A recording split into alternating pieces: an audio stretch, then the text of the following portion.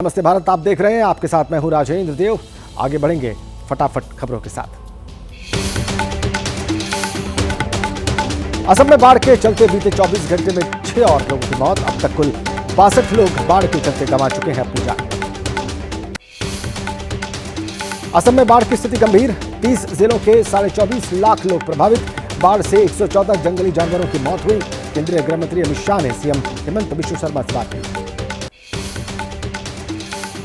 केंद्रीय गृह मंत्री अमित शाह ने एक्स पर पोस्ट करके कहा, असम के लोगों के साथ मजबूती से खड़े हैं प्रधानमंत्री मोदी। एनडीआरएफ और एसडीआरएफ असम में युद्ध स्तर पर राहत और बचाव में जुटे। लोकसभा में नेता प्रतिपक्ष राहुल गांधी ने असम में बाढ़ से जानमाल के भारी नुकसान पर जताया दुख। केंद्र और राज्य सरकार से पीड़ितों की मदद के लिए शीघ्र कदम उठाने की अपील की।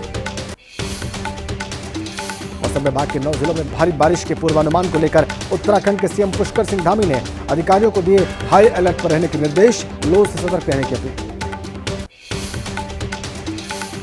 उत्तराखंड के जिम कॉर्बेट और सल्ट क्षेत्र में हो रही बारिश से मोहान के पास रानीखेत स्टेट हाईवे स्थित पुल टूटा।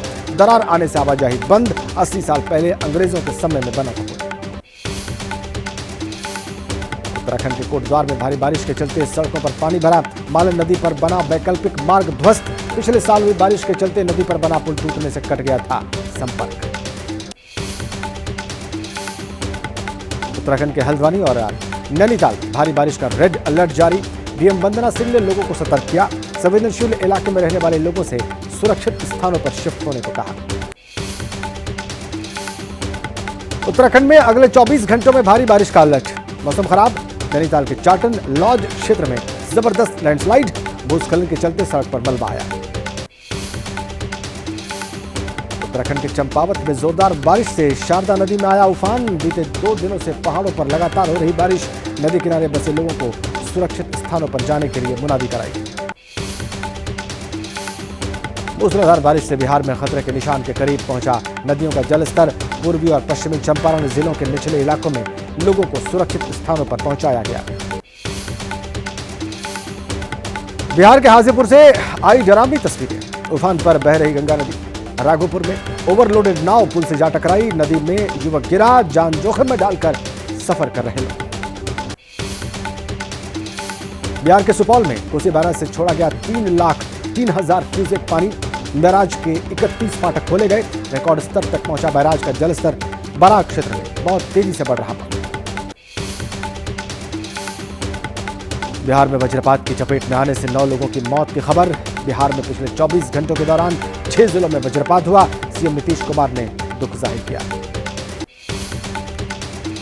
बिहार के सहरसा में बारिश के बीच आसमान काल बनकर गिरा रहा बिजली। 13 साल की बच्ची सहित 2 लोगों की मौत की खबर। रसलपुर गांव की बताई जा रही घटना। बस्ती में बरसात ने खोल दी नगरपालिका के दावों की पोल। शहर के कई इलाके पूरी तरह से जलमग्न। घरों तक पहुंचा बरसात के साथ गंदे नाले का पानी। बिजली पावर हाउस में पानी की एंट्री।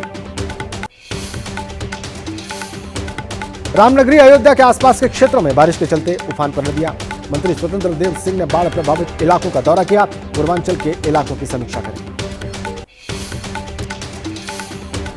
यूपी के फिरोजाबाद में कल हुई जोरदार बारिश से बेकाबू हुए शहर के हालात। हर जगह पानी भरा। नगर निगम की लापरवाही से 24 साल के युवक ने अपनी जान गंवाई।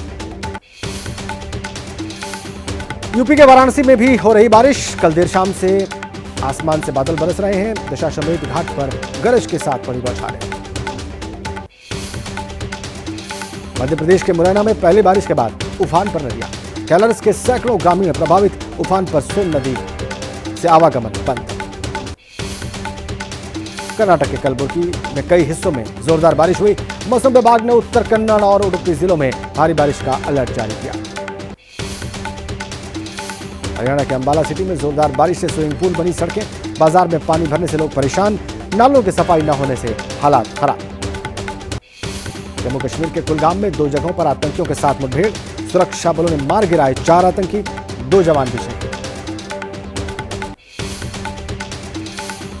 कुलगाम में अभी एक आतंकी के घिरे होने की आशंका। हिजबुल मुजाहिदीन से जुड़े बताए जा रहे हैं सभी आतंकी। मुठभेड़ स्थल की ड्रोन फुटेज में दिखाई दे रहे हैं 4 शव। कश्मीर के आईजी वी के विरधी ने कहा, श्रीनगर जम्मू एनएच से दूर जिले के अंदरूनी इलाके में चल रहा एनकाउंटर, मुठभेड़ जारी रहने की वजह से नहीं बरामद किए जा सके आतंकियों के शव। कुलगाम के चिन्नीगाम इलाके में भी आतंकियों के साथ एनकाउंटर, सुरक्षा बलों ने चलाया था घेराबंदी कर तलाशी अभियान। पीएम मोदी ने ब्रिटेन के नए प्रधानमंत्री कीर स्टारमर से बात की, एफटीए पर जल्द काम करने पर सहमति जताई। पीएम मोदी ने स्टारमर को भारत आने का न्योता भी दिया। गृह मंत्री अमित शाह के गुजरात दौरे का आज दूसरा दिन, जमालपुर के जगन्नाथ मंदिर के मंगला आरती में शामिल हुए। नारायणपुरा में मल्टी स्पेशलिटी हॉस्पिटल का करेंगे उद्घाटन। हाथरस और गुजरात के बाद सोमवार को मणिपुर जाएंगे राहुल गांधी। हिंसा प्रभावित मणिपुर में लोकसभा की दोनों सीटों पर इस बार कांग्रेस को मिली है जीत। अहमदाबाद में राजकोट अग्निकांड, मोरबी ब्रिज हादसा और ऊना में दलित अत्याचार के पीड़ित परिवारों से राहुल गांधी ने मुलाकात की। बातचीत के दौरान लोगों को ढांढस बंधाया।